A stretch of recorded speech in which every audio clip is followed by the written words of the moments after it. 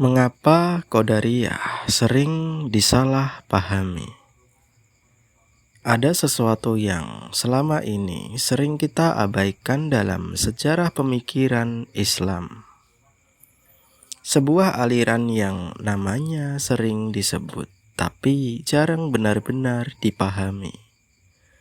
Sebuah gagasan yang niatnya baik, tapi sering dilabeli secara keliru.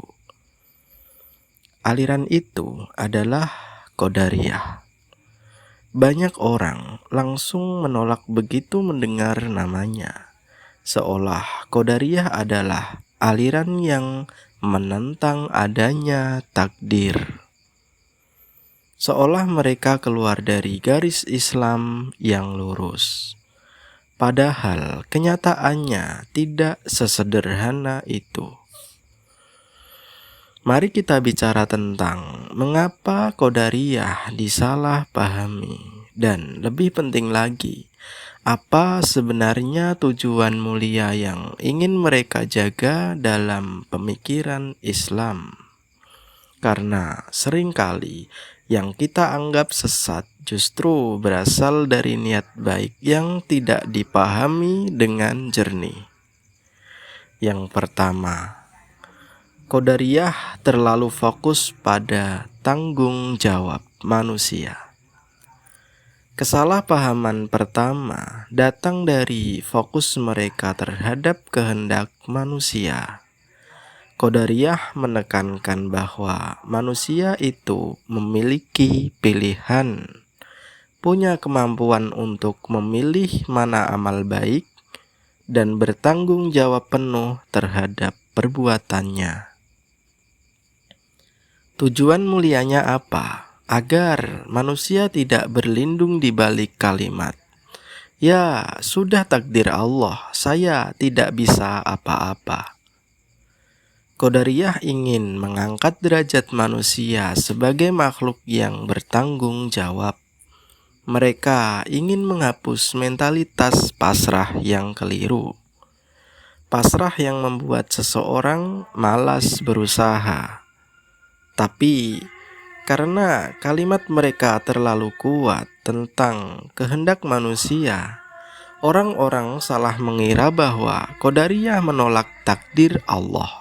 Padahal tidak serta begitu. Mereka hanya ingin manusia jujur. Jika ia berbuat dosa, maka itu pilihannya.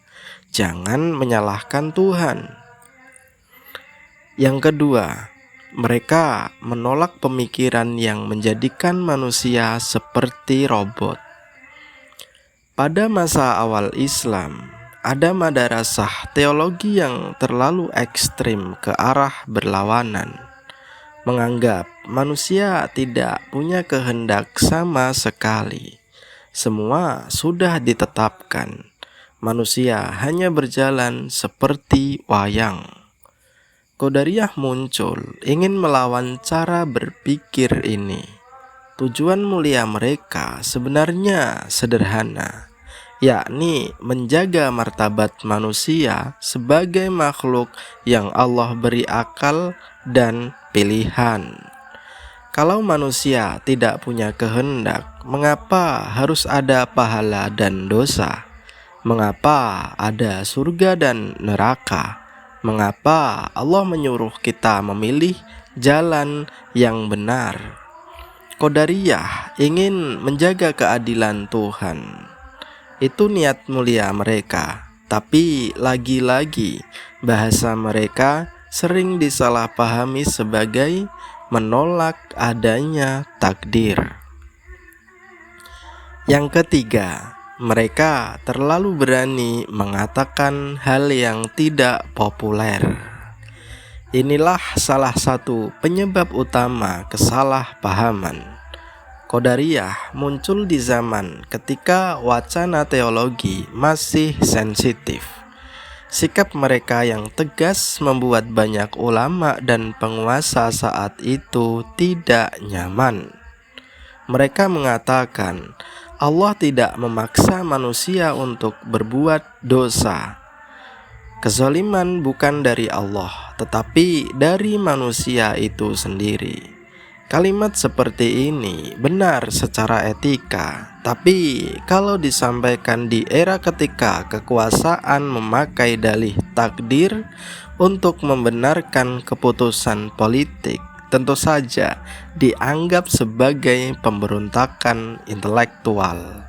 Jadi, mereka bukan ditolak karena gagasannya salah, tapi karena gagasannya tidak nyaman bagi kekuasaan politik pada waktu itu. Yang keempat, mereka menjaga nilai-nilai usaha, nilai-nilai ikhtiar, dan tanggung jawab. Bayangkan, jika semua yang terjadi adalah takdir mutlak yang tidak bisa diubah, maka untuk apa berusaha? Dan untuk apa berdoa, serta untuk apa bertaubat, untuk apa memperbaiki diri. Qadariyah ingin menghindari itu. Mereka ingin manusia berhenti menyalahkan takdir, berhenti menyalahkan Allah, dan mulailah bertanggung jawab, mulai berusaha sungguh-sungguh, mulai mengambil keputusan secara sadar.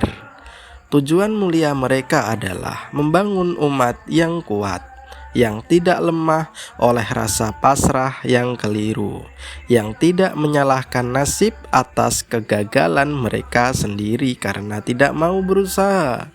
Mereka ingin manusia mengambil kendali atas dirinya, bukan malah menjadi korban keadaan.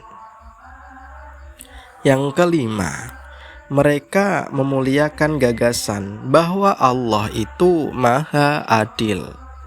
Inilah inti terdalam dari seluruh gagasan Qadariyah. Mereka ingin menjaga kesucian sifat Allah yang Maha Adil.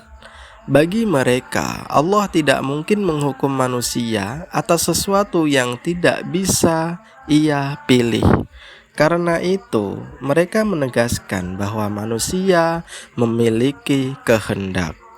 Tujuannya mulia, yakni membangun pengertian bahwa Allah tidak pernah berbuat zalim, bahwa segala kezaliman berasal dari pilihan manusia itu sendiri.